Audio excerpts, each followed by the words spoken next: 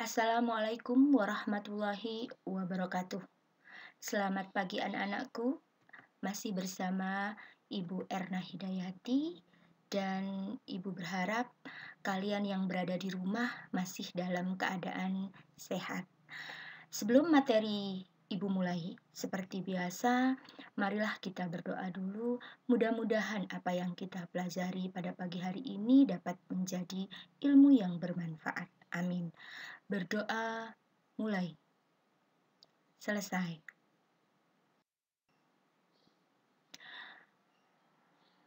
Materi yang akan kita pelajari pada pagi hari ini masih tentang teorema Pitagoras dengan subpokok bahasan menentukan jenis-jenis segitiga berdasarkan panjang sisi yang diketahui, menyelesaikan masalah yang berkaitan dengan teorema Pitagoras.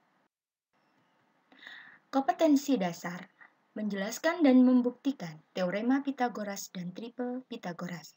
Kompetensi keterampilan menyelesaikan masalah yang berkaitan dengan teorema Pitagoras dan triple Pitagoras. Adapun tujuan pembelajaran: 1. Siswa mampu menentukan jenis-jenis segitiga berdasarkan panjang sisi yang diketahui. 2. Siswa mampu menyelesaikan masalah yang berhubungan dengan teorema Pitagoras. Oke anak-anak, sekarang Ibu bahas yang pertama dulu, yaitu menentukan jenis-jenis segitiga berdasarkan panjang sisi yang diketahui.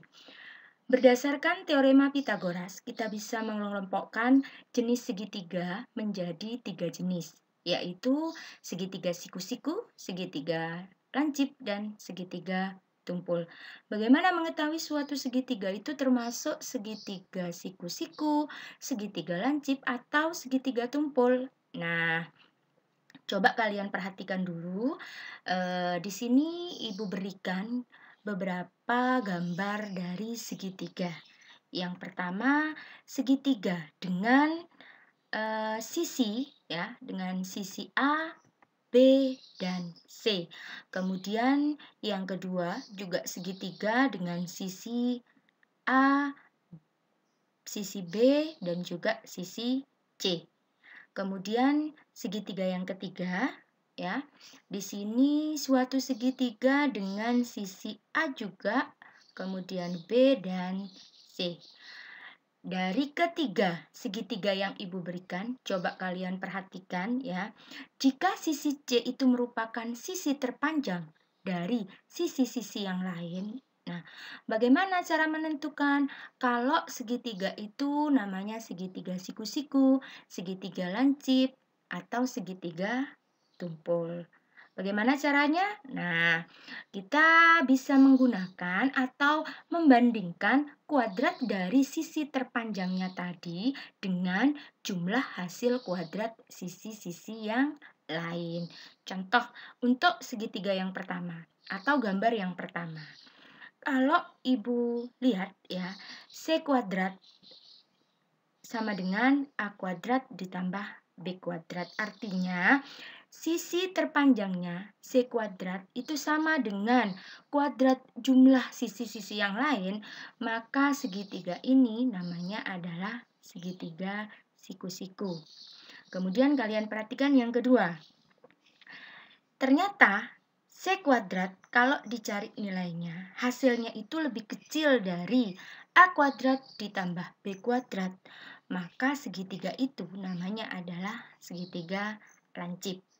Kemudian, kalau nilai dari C kuadratnya itu lebih besar dari A kuadrat ditambah B kuadrat, maka segitiga itu namanya adalah segitiga tumpul.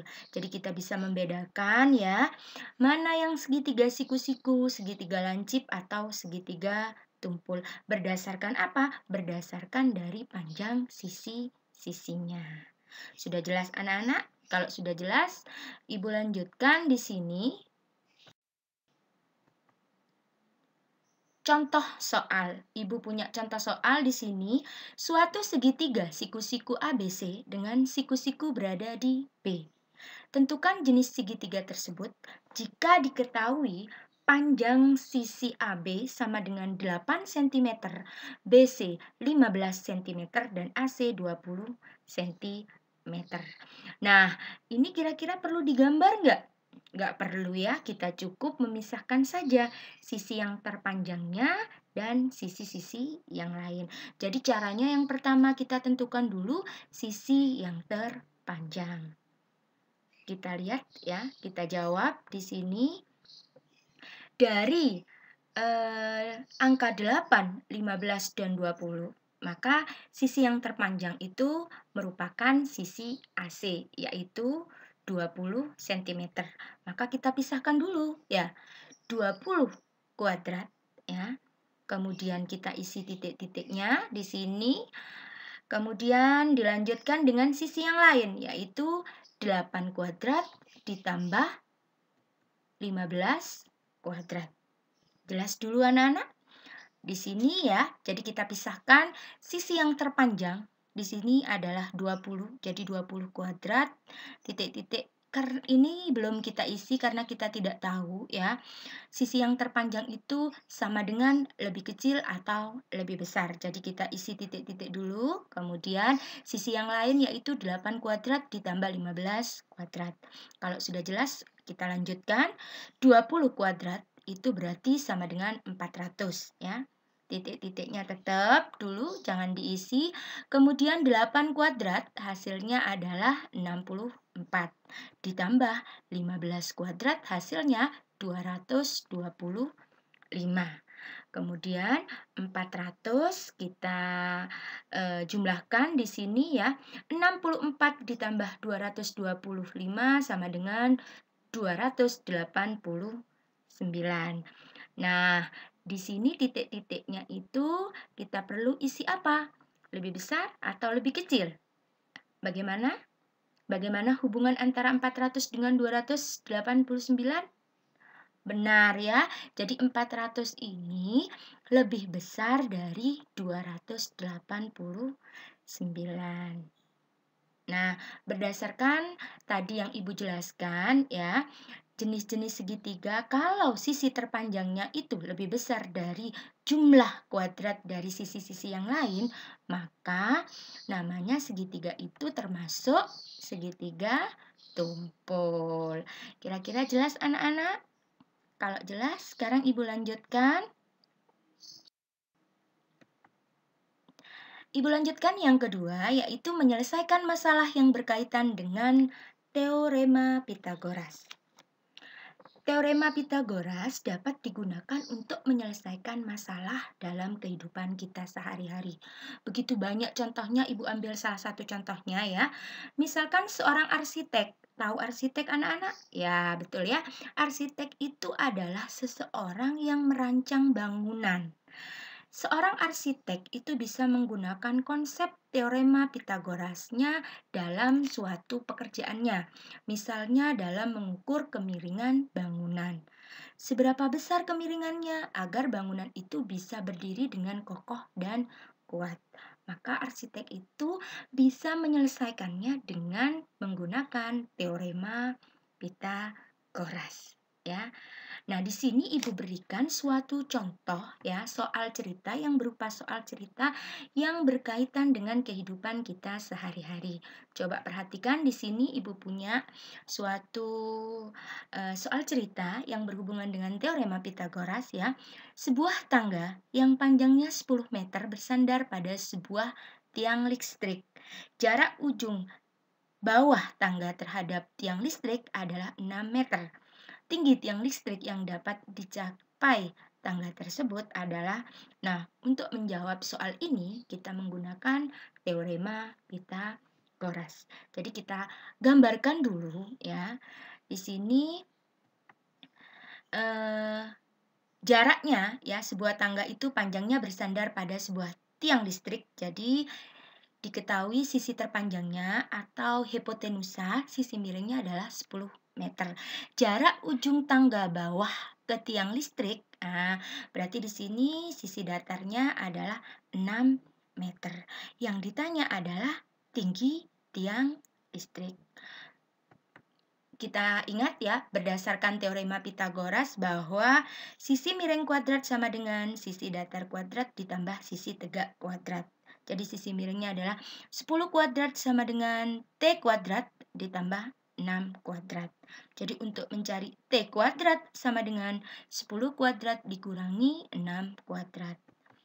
T kuadrat sama dengan 10 kuadrat itu sama dengan 100, 6 kuadrat itu sama dengan 36. Jadi, T kuadrat hasilnya 64. T adalah, mencari nilai T berarti akar dari 64. Kalau T kuadrat sama dengan 64, maka mencari T sama dengan akar dari 64. Jadi, ditemukan hasilnya adalah 8. Tinggi tiang listriknya adalah 8. Jadi bisa disimpulkan tinggi tiang listrik tersebut adalah 8 meter. Ini ya, dari contoh soal yang Ibu berikan ini kira-kira sudah jelas? Kalau sudah jelas, coba kalian kerjakan ya. Di sini Ibu punya contoh soal ya. Contoh soal kalian kerjakan di buku tulis ya. Tentukan jenis-jenis segitiga berikut. Di sini kelompok bilangannya adalah 13, 9, 11, 8, 17, 15, dan yang ketiga 12, 16, 15. Termasuk jenis segitiga apakah di sini ya? Kemudian yang kedua, sebuah kapal berlayar sejauh 15 km ke arah utara, lalu berbelok ke arah barat sejauh 36 km. Hitunglah berapa jarak dari titik awal keberangkatan kapal ke titik akhir. Coba kalian kerjakan di buku tulis seperti biasa. Setelah mengerjakan, tolong share ke Ibu. Ya. Jadi di dalam mengerjakan soal nanti kalau kalian masih mendapatkan kesulitan, kalian boleh langsung tanya ke Ibu. Ya, untuk hari ini Ibu rasa sudah cukup. Kita ketemu minggu depan.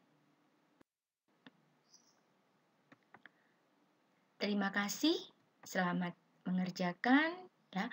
Wassalamualaikum warahmatullahi wabarakatuh. Belajar dari rumah akan tetap menyenangkan.